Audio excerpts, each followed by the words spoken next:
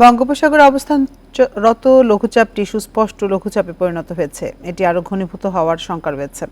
আবহাওয়া অফিস জানিয়েছে, সুস্পষ্ট লঘুচাপটি আরও শক্তি অর্জন করে গভীর নিম্নচাপে রূপ নিতে পারে। পরে ঘূর্ণিঝড়ে পরিণত হওয়ার শঙ্কা রয়েছে।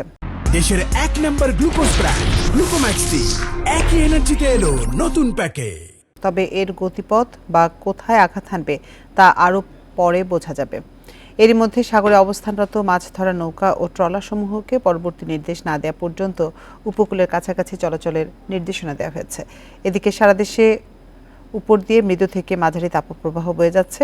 আবহাওয়ার পূর্বাভাসে বলা হয়েছে, আজ খুলনা, বরিশাল, চট্টগ্রাম ও সিলেট বিভাগের দু এক জায়গায় ঝোড়ো হাওয়া সহ বজ্র বৃষ্টি হতে পারে।